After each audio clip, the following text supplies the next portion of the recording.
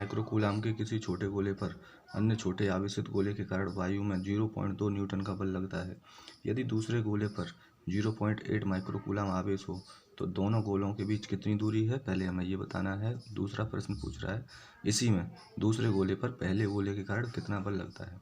तो देखिए, एक तो ये आवेश दे रखा है, ठीक है, तो इसे हमने मान लिया Q1 मान लिया Q1 यानी कि 0.4 माइक्रोकूलाम। अब माइक्रोकूलाम को हमने किस में चेंज किया है, इस माइक्रो को चेंज करेंगे किस में, 10⁻⁻6 में, कूलाम में।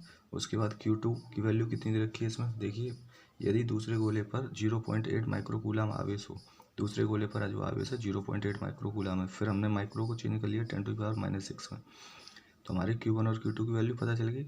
अब हमें ये क्या बताना है, 0.2 न्यूटन का बल लगता है, कब लगता है, जब ये दोनों एक दूसरे के पास में रखे जाते हैं, ठीक है, कितनी भी दूरी पर रखे हो, मान लो R दूरी पर रखे हो या जो भी निकली हो, वैसे हमें R ही इसमें निकालनी है। तो अब क्या कह रहे हैं इसमें कि 12 F12 का मतलब है एक से दूसरे के बीच में, ठीक है, 0.2 न्यूटन का बल लगता है। और हमें फिर ये बताना है पहले पॉइंट में, दूसरे में कह रहे हैं दूसरे गोले पर पहले गोले के कारण कितना बल लगेगा, ये वाली बात बतानी है। तो सबसे पहले हमने 0.2 मान लिया न्यूटन, आर की वैल्यू हम कैलकुलेट करेंगे और आर की वैल्यू यहाँ से जो कैलकुलेट करके आएगी वो इसमें रखेंगे, फिर हमें पता चल जाएगा। तो पहले क्वेश्चन का आंसर यहाँ पे देखते हैं हम। कूलाम के नियम के अनुसार F = 1/4πε0 Q1 Q2/r²।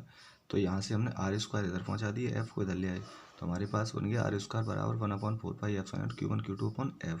अच्छा जी, अब यहाँ पर 1/4πε0 जो होता है इसकी वैल्यू होती है बड़ा 9 × 10⁹।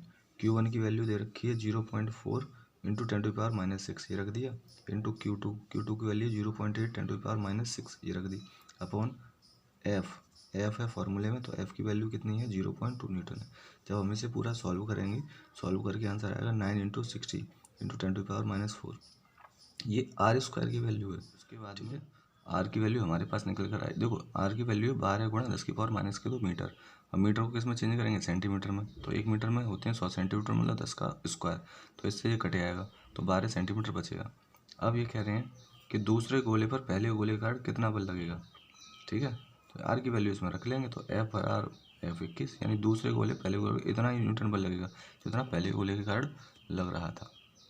चलिए इसके बाद हम देखते हैं क्वेश्चन नंबर 12 में, दो प्रोटोनों के बीच की दूरी की गणना करनी है। यदि उनके बीच का प्रतिकर्षण बल एक प्रोटॉन के भार के बराबर हो और प्रोटॉन का भार या द्रव्यमान जो दे रखा है 1.6 × 10⁻⁻27 किलोग्राम तथा G बराबर 9.8 न्यूटन प्रति किलोग्राम। अब प्रश्न में दिया है प्रोटॉन का द्रव्यमान कितना है, 1.6 × 10⁻⁻27 किलोग्राम। जी क्या होता है, देखो यहाँ पर भार भार जो होता है ना, W, देखेंगे इस चीज़ को, भार जो होता है वो W बराबर होता है F यानी कि mg, ये होता है, ठीक है, F = mg और W बराबर mg, ये गुरुत्व Q/r², और F बराबर mg, ये गुरुत्व के अंतर्गत लगने वाला बल होता है, यानी कि गुरुत्वीय त्वरण जो होता है द्रव्यमान के गुणनफल के बराबर होता है, जो उतना बल लगता है। यहाँ से जब हमने इसे सॉल्व किया, r² की वैल्यू निकाल ली। अब mg की वैल्यू यहाँ हम देख रहे हैं, mg कितना बता रहे हैं जी, m की वैल्यू कितनी दे रखी है, 1.6 × 10⁻⁻27, ये लगा दी हमने, और g की वैल्यू कितनी है, 9.8। अच्छा, और 1/4πε0 की वैल्यू कितनी होती है, 9 × 10⁹ Q1 और Q2 का मान दोनों का सेम है। जब हमने इसे सॉल्व किया तो हमें ये वैल्यू निकल कर आई, ठीक है, जब इसे सॉल्व करेंगे तो हमें ये आंसर हमारा निकल के आ जाएगा, r बराबर 0.118 मीटर। चलिए इसके बाद चलते हैं हम क्वेश्चन नंबर 13 पर। क्वेश्चन नंबर 13 हमारा क्या कह रहा है, दो सूक्ष्म गोलों में से प्रत्येक पर 10⁵ इलेक्ट्रॉनों की कमी है। इस बार सूक्ष्म गोलों प्रत्येक पर, प्रश्न में कह रहे हैं प्रत्येक पर, इसका मतलब Q1 और Q2 पर जो आवेश है वो बराबर है Ne, तो N की वैल्यू 10⁵ और E की वैल्यू क्या है, यहाँ पे इलेक्ट्रॉनों की कमी है, दो सूक्ष्म गोलों में प्रत्येक पर इतने इलेक्ट्रॉनों की कमी है, तो E का मान हमने ये E का मान इतना लगा दिया 1.6 × 10⁻⁻19। अब ये जब इसमें कैलकुलेट करेंगे तो यहाँ पे 19 पावर है माइनस की, यहाँ प्लस की पावर 5 है, तो इसमें से ये घटेंगी, तो इतनी बचेंगी -14 कूलाम।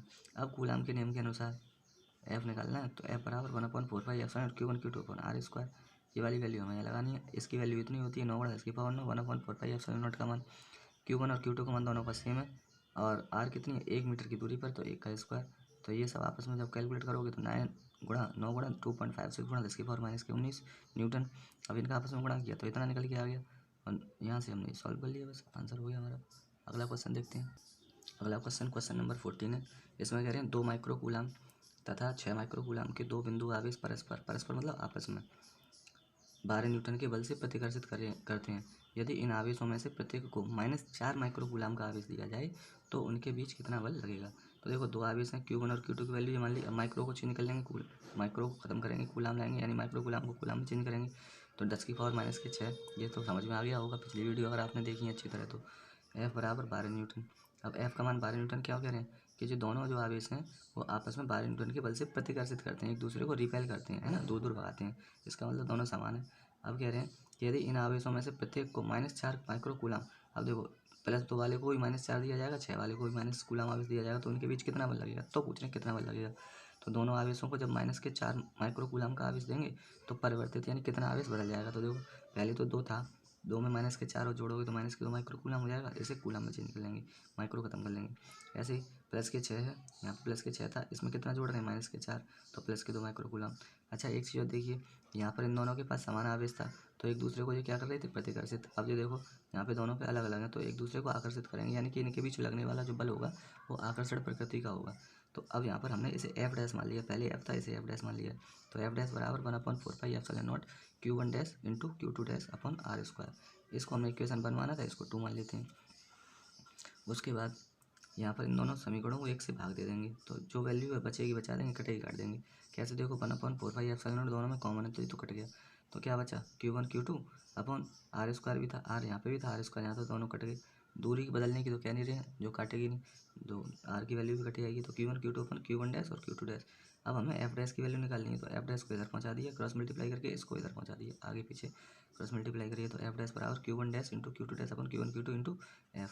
चलिए तो अब ये वैल्यू लगा देते हैं। Q1 डैश की वैल्यू कितनी है, -2 गुणा 10⁻⁻6, क्योंकि परिमाण लिया जाता है, ठीक है ना, माइनस चिन्ह नहीं लिया जाता, परिमाण ली जाती है, वैल्यू ली जाती है बस। तो Q1 डैश की वैल्यू जो लगा दी, Q2 डैश की लगा दी। अपन Q1 की वैल्यू कितनी है, Q1 की वैल्यू ये रही आपकी, और Q2 की 6 है, लगा दी इंटू 12। ये 12 कहाँ से आया है, प्रश्न में दे रहे हैं, देखिए प्रश्न में दे रहे हैं 12 माइक्रोकूलाम, 12 न्यूटन के बल से प्रतिकर्षित करते हैं, ठीक है। तो ये लगा दी वैल्यू, सॉल्व करेंगे 4 न्यूटन बल आ जाएगा। अब क्या प्रश्न में कह रहे हैं कि दोनों आवेश हैं Q1 डैश और Q2 बेजाती आवेश है, बेजाती मतलब दोनों के अलग अलग आवेश हैं, दोनों का मान अलग अलग है, ठीक है। अभी अभी हमने निकाला था, एक का -2 एक का +2, तो ये दोनों यहाँ पर देखते हैं हम। अतः उनके बीच आकर्षण बल कितना कार्य करेगा, अब 4 न्यूटन का बल लगेगा, आकर्षण बल लगेगा। तो इस तरह हमारा ये क्वेश्चन कंप्लीट होता है। इसके बाद ही हम अगला क्वेश्चन देखते हैं, क्वेश्चन नंबर 15 में। दो वैद्युत रोधी आवेशित तांबे के गोलों A तथा B के केंद्रों के बीच की दूरी 50 सेंटीमीटर है। यदि दोनों गोलों पर अलग अलग आवेश 6.5 × 10⁻⁷ कूलाम है तो इनमें पारस्परिक स्थिर वैद्युत प्रतिकर्षण बल कितना है। गोलों के बीच की दूरी की तुलना में गोलों A और B की त्रिज्या नगण्य है, यानी उनके बीच की दूरी ना के बराबर है। नंबर 2, यदि प्रत्येक गोले पर आवेश की मात्रा दोगुनी तथा गोलों के बीच की दूरी आधी कर दी जाए तो प्रत्येक गोले पर कितना बल लगेगा। ये हमें आंसर बताना है इसका। देखिए एक चीज़ और है, न्यूमेरिकल करते समय आप इस बात का विशेष ध्यान रखेंगे। अगर न्यूमेरिकल समझ में आपको नहीं आ रहा है तो कहीं ना कहीं आपको आपके कॉन्सेप्ट में कमी है, तो उस कॉन्सेप्ट को क्लियर करने के लिए आप कम से कम 1 बार 2 बार या 3 बार कम से कम उनको पढ़ें, न्यूमेरिकल 1 या 2 बार करें, तब ये चीज़ें आपको समझ में आएगी। और एक विशेष बात ये है, न्यूमेरिकल जो होता है उसका आंसर न्यूमेरिकल में ही दिया हुआ होता है। सबसे अच्छी बात तो ये हिंट दे रखी होती है। अब जैसे कोई ये पूछे कि सर ये किसकी वैल्यू, हमें क्या पता, तो बेटा तुम्हें पता होना चाहिए कि कूलाम जो है वो आवेश की इकाई होती है, तो ये आवेश का मान दे रखा है इन्होंने, और इसे प्रदर्शित करते हैं Q से। चलिए अब आते हैं क्वेश्चन पे। क्वेश्चन में देखते हैं, तो इनके बीच की दूरी कितनी है, 50 सेंटीमीटर। सेंटीमीटर को मीटर में बदल लिया। Q1 और Q2 की वैल्यू कितनी है, समान है, तो इसीलिए उन पर लगने वाला आवेश भी समान होगा। उनके बीच लगने वाले बल की गणना करनी है, कूलाम का नियम हमने लगा दिया। इस वैल्यू के 1/4πε0 का मान होता है 9 × 10⁻9। Q1 और Q2 की वैल्यू ये रखी है 6.5 × 10⁻⁷, 6.5 × 10⁻⁷। R² की वैल्यू यानी कि 0.5 मीटर वाली लगानी है बेटा। ये वैल्यू लगाएंगे, जब इसे सॉल्व करेंगे तो हमारे पास आंसर आएगा 1.521 × 10⁻⁻2 न्यूटन। अब इसमें कह रहे हैं कि गोलों के बीच की दूरी आधी कर दी है, यानी कि जो R है, R कहाँ गई हमारी यार, R बराबर 50 है, 50 की आधी कर दिया मतलब 25 कर दिया, यानी 0.25 कर दिया।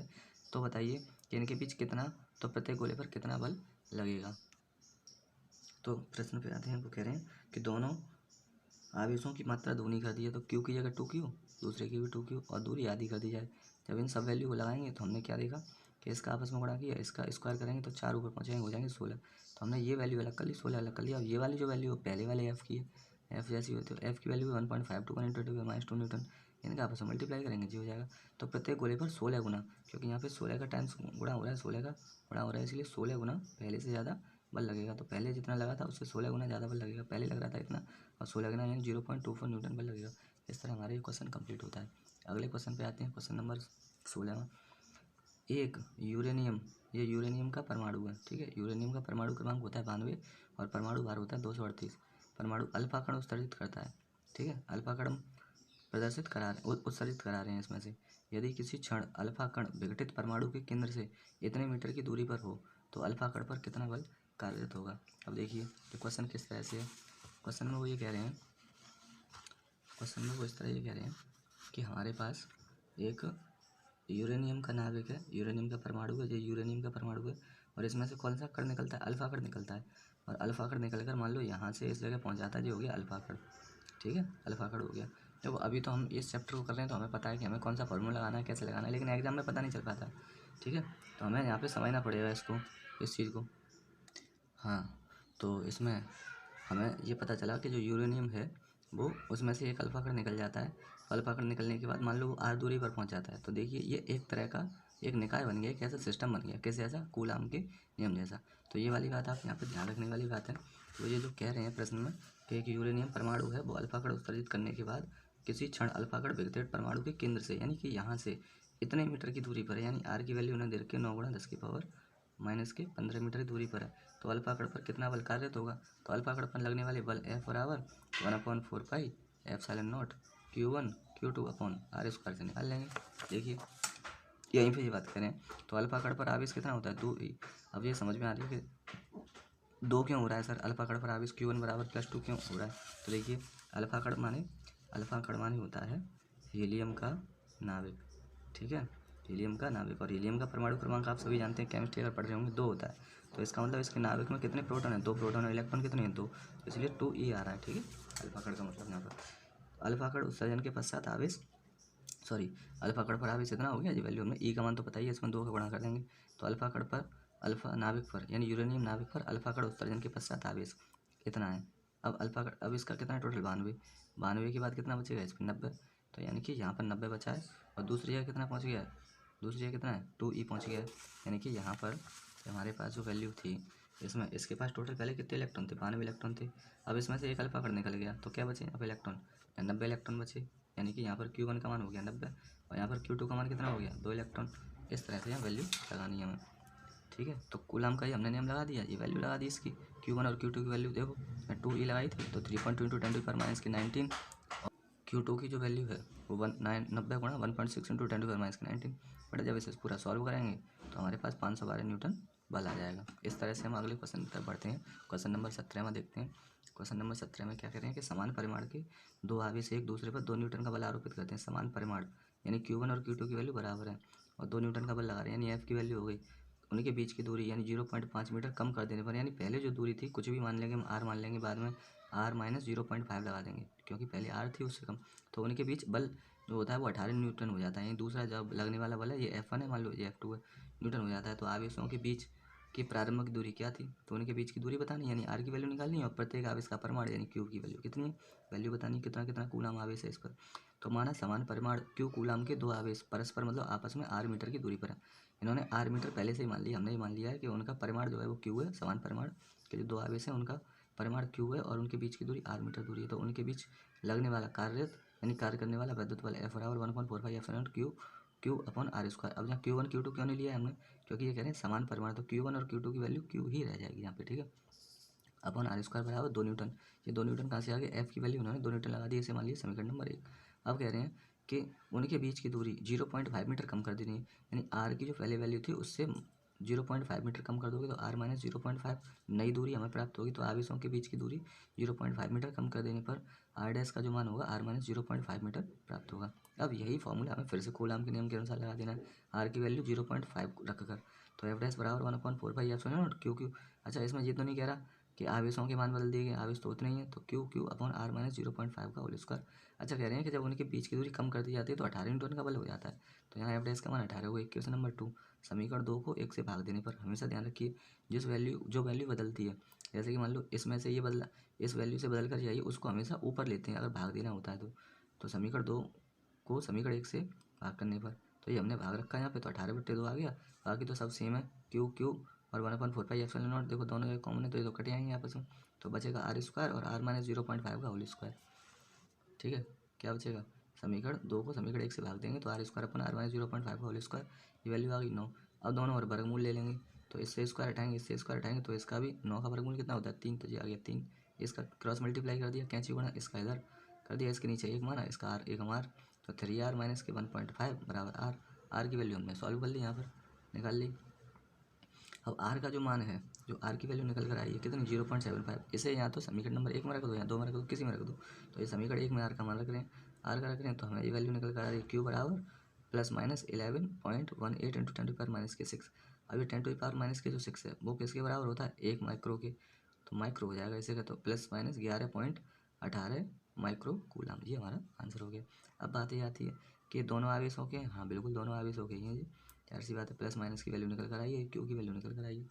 इसके बाद देखते हैं हम अगला क्वेश्चन, क्वेश्चन नंबर 18 में क्या कह रहे हैं, देखिए 2 ऋणावेशित धूल के कणों के बीच की दूरी 1 mm है, 1 मिलीमीटर है, ठीक है, और वे एक दूसरे को 4.0 × 10⁻⁵ न्यूटन के बल से प्रतिकर्षित करते हैं। यदि एक का आवेश दूसरे का 4 गुना हो, यानी पहले पर जो आवेश है वो दूसरे का कितना है 4 गुना है, यानी q बराबर 4q, तो उन्हें आवेशित करने वाले इलेक्ट्रॉनों की अलग अलग संख्याएं ज्ञात कीजिए। इलेक्ट्रॉन का आवेश जो है वो 5/3 × 10⁻⁶ अगर इसे सॉल्व करोगे तो 1.6 × 10⁻⁻19 कूलाम ही आएगा। ठीक है, अब आर बराबर कितना दे रखा था 1 mm, mm को चेंज कर लेंगे किसमें मीटर में, तो 1 मीटर में कितने मिलीमीटर होते हैं 10 × 100 यानी कि 10⁻3, तो एक mm में कितने मीटर हो जाएंगे 10⁻³ हो जाएगा। ठीक है, बल कितना लग रहा है जो प्रश्न में दिया हुआ है 4.0 × 10⁻⁵ न्यूटन। Q1 बराबर Q और Q2 बराबर 4Q। अब ये ऐसा क्यों है, क्योंकि प्रश्न में ही तो कह रहे हैं कि यदि एक का आवेश यानी एक का आवेश दूसरे का 4 गुना है, और N1 बराबर N और N2 बराबर 4N। जाहिर सी बात है जब 4 गुना आवेश है तो 4 गुना इलेक्ट्रॉन भी होंगे, N मतलब इलेक्ट्रॉनों की संख्या। E का मान इन्होंने दे रखा है 1.6 × 10⁻⁻19, ठीक है, अनुपात में दे रखा है ये भिन्न में। अब फॉर्मूला लगाएंगे F बराबर कूलाम का नियम 4πε0 Q1 Q2 upon r²। F की वैल्यू प्रश्न में दे रखी है, ठीक है, और ये वैल्यू पता ही है आप लोगों को 9 × 10⁻9 होती है। Q1 की वैल्यू Q है और Q2 की वैल्यू 4Q है। अच्छा, r² जो है, r की वैल्यू कितनी रखी थी इन्होंने, हमें दे रखी थी 1 mm, और mm को हमने मीटर में बदल लिया, तो mm मतलब मीटर का स्क्वायर, यानी 1 × 10⁻³ का होल स्क्वायर। अब यहाँ से जो वैल्यू कट सकती हैं काट दी, नहीं कटी वो बचा ली। बचाने के बाद Q² बराबर 1/9 × 10⁻⁻20। अब क्या करेंगे, दोनों तरफ से वर्गमूल लेंगे, तो इस पे स्क्वायर हटाएंगे, √9 आ जाएगा, √-20 10⁻20 आ जाएगा, तो -10 यहाँ बचेगा, 3 यहाँ बचेगा। Q बराबर N से, तो N बराबर Q अपन इलेक्ट्रॉनों की संख्या निकालनी है, Q बराबर N से, Q का मान हमारा इतना है, ये लगा दिया। E का मान पता ही था अभी, जब हमने इसे सॉल्व किया तो हमारे पास आंसर निकल गया है 2 × 10⁸। अब जो N का मान निकल कर आया, लेकिन N1 बराबर कितना था हमारा, N1 बराबर था N, तो N1 की वैल्यू N एक इलेक्ट्रॉन है और दूसरे पर कितने होंगे 4 गुना ज़्यादा होंगे, तो इस वैल्यू में 4 का गुणा कर देंगे तो 8 × 10⁸ इलेक्ट्रॉन होगा। इसमें अलग अलग इलेक्ट्रॉनों की संख्या जो इन्होंने दे रखी है, अलग अलग इलेक्ट्रॉनों की संख्या जो इन्होंने दे रखी है, ठीक है। इसके बाद क्वेश्चन नंबर 19 पर आते हैं। क्वेश्चन नंबर 19 कह रहा है 2 धनावेश जो कि परस्पर 0.1 मीटर की दूरी पर है एक दूसरे को 18 न्यूटन के बल से प्रतिकर्षित करते हैं। यदि दोनों आवेशों का योग 9 माइक्रो कूलम हो तो उनके अलग अलग मान ज्ञात कीजिए।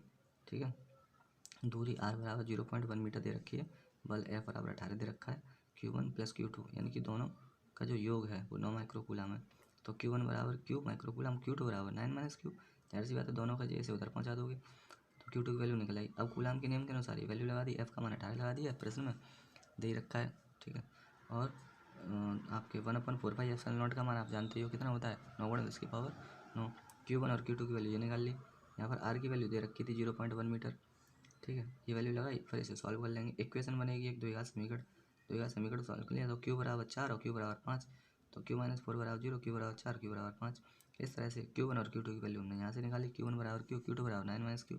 Q की वैल्यू निकालने के बाद यहाँ रखेंगे, तो Q - 5 बराबर 0, तो Q बराबर 5, तो Q1 बराबर Q है तो 5 आ गया, Q2 बराबर 9 - Q मतलब 4, तो इन दो आवेशों का मान 5 माइक्रो कूलम तथा 4 माइक्रो कूलम है। चलिए अब देखते हैं क्वेश्चन नंबर 20। यदि शुद्ध जल का परावैद्युतांक यानी K का मान दे रखा है, परावैद्युतांक को हम K से प्रदर्शित करते हैं, तो इसकी निरपेक्ष वैद्युशीलता यानी एप्सिलॉन बतानी है। तो जल का परावैद्युतांक 81 दे रखा है, निर्वात की वैद्युशीलता एप्सिलॉन बराबर 8.85 × 10⁻⁻12 कूलम स्क्वायर प्रति न्यूटन मीटर स्क्वायर, और जल की निरपेक्ष वैद्युशीलता यानी एप्सिलॉन, अब एप्सिलॉन बराबर होता है एप्सिलॉन नॉट × K, ठीक है। यहाँ के बराबर होता है एप्सिलॉन अपॉन एप्सिलॉन नॉट, जैसे चाहो वैसे याद कर लो। इस फॉर्मूले को याद रखना। जल की निरपेक्ष वैद्युतशीलता, एप्सिलॉन की वैल्यू दे रखी है, के की वैल्यू दे रखी है, क्रॉस मल्टीप्लाई करेंगे बस आंसर आ जाएगा। इसी तरह ये दो क्वेश्चन बहुत ईजी है, 21 वाला भी 20 वाला भी। वैद्युत क्षेत्र के किसी बिंदु पर स्थित 5×10⁻⁴ कूलम आवेश पर 2.25 न्यूटन का बल कार्य करता है। उस बिंदु पर वैद्युत क्षेत्र की तीव्रता ज्ञात कीजिए। वैद्युत क्षेत्र की तीव्रता E=F/Q। ठीक है, ये फॉर्मूला होता है वैद्युत क्षेत्र की तीव्रता का। क्वेश्चन नंबर 21 है कि वैद्युत क्षेत्र के किसी बिंदु पर स्थित 5×10⁻⁴ कूलम आवेश पर 2.25 न्यूटन का बल कार्य करता है। उस बिंदु पर वैद्युत क्षेत्र की तीव्रता ज्ञात कीजिए। वैद्युत क्षेत्र की तीव्रता Q की वैल्यू दे रखी है, F दे रखा है, E पूछ रहे हैं E=F/Q0 या F/Q होता है। ये वैल्यू लगा के बस सॉल्व हो जाएगा।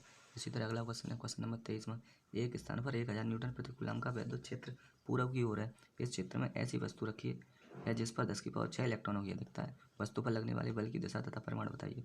तो वैद्युत क्षेत्र की जो तीव्रता E का मान दे रखा है इन्होंने इतना, इलेक्ट्रॉनों की अधिकता है, N का मान दे रखा है, E पर आवेश बताइए।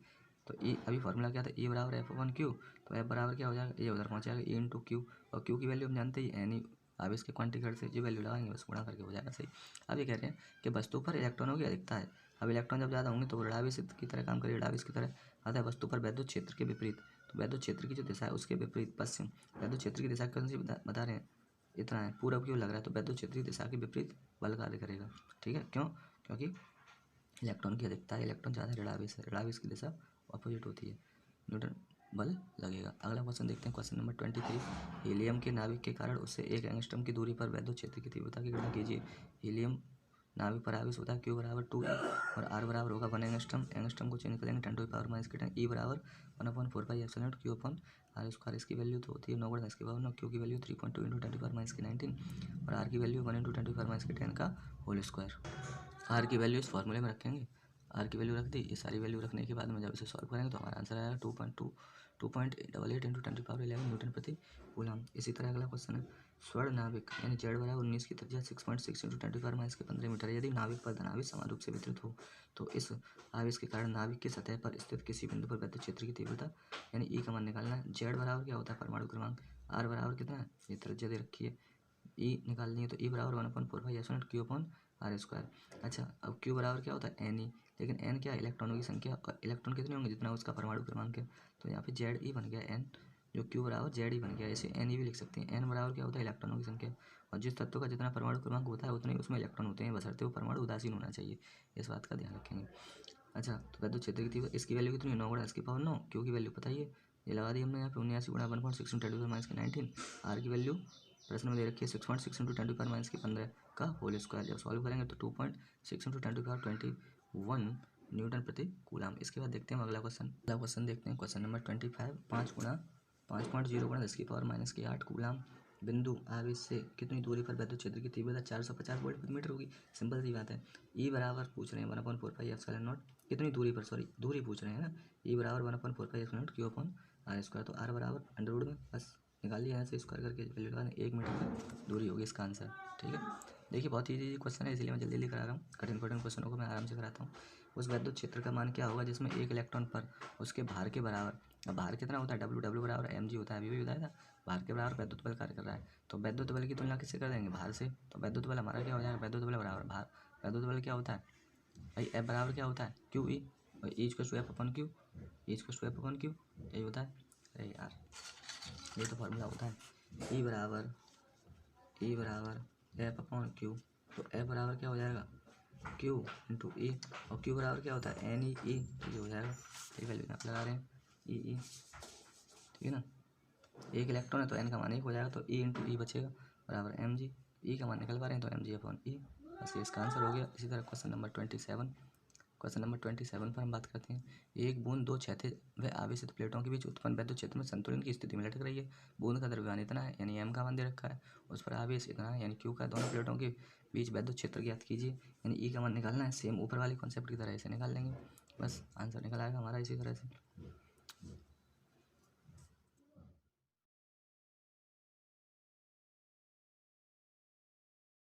इसी प्रकार की वीडियो देखने के लिए हमारे चैनल को सब्सक्राइब करें, लाइक करें और शेयर करें, और बने रहिए हमारे साथ इसी प्रकार की और वीडियो देखने के लिए, जिसमें आपको क्लास 12th के लगभग सभी न्यूमेरिकल्स को समझाया और प्लस डिटेल के साथ बताया भी जाएगा। धन्यवाद।